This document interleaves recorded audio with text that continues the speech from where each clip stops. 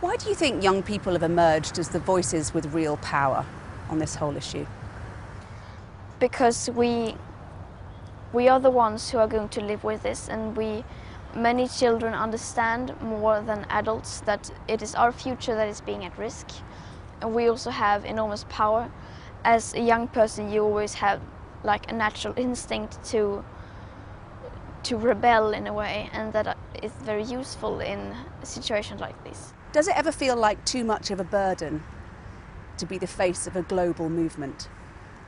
I mean, of course, and I think I speak on behalf of all the children and young people who are school striking and organizing, that we are just children. We shouldn't have to do this. The adults should take that responsibility. So of course it's a big burden, and in a way, of course, we aren't forced to do this. But since we know what is at risk, we know that our future is being at risk, we feel like we must continue. When you look around the world, there are some countries that are taking action. The UK, for example, is committed to net zero carbon emissions by 2050. Is that progress for you?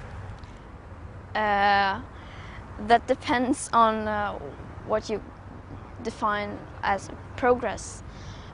If they are to follow their carbon budgets to be in line with the Paris Agreement, to say below the 1.5 degrees of warming of pre-industrial levels, then I sometimes wonder, do they have like a secret carbon budget that we don't know about?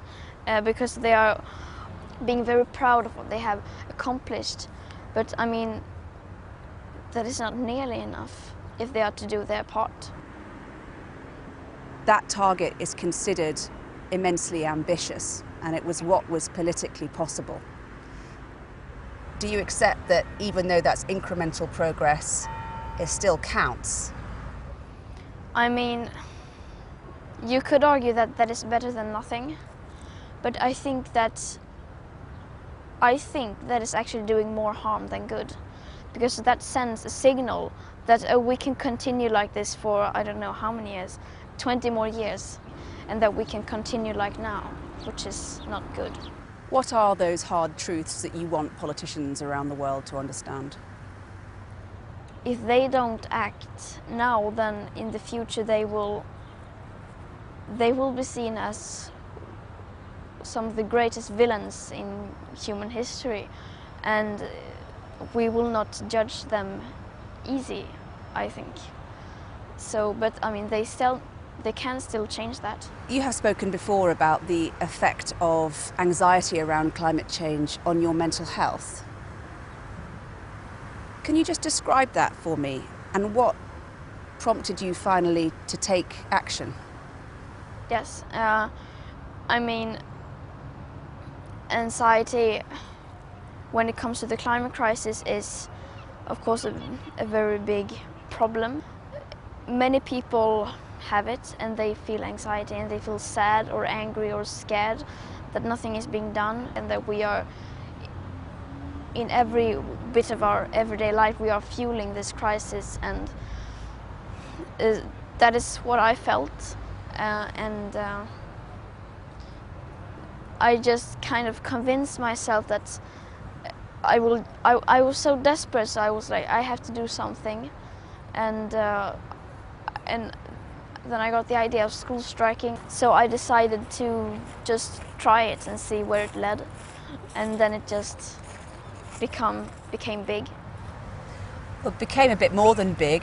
Yeah. It sparked a global movement, and millions of school children followed your lead. Did you ever think it was going to end up like that? No.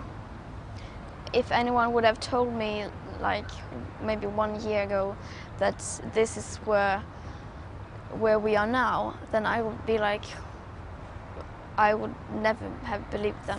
What do you think it was about the school strike and that idea that caught the imaginations of so many people? It was just after a very hot summer with lots of wildfires and droughts and extreme weather in Sweden. So many people were worried about and concerned about the climate, like, oh, maybe this is serious.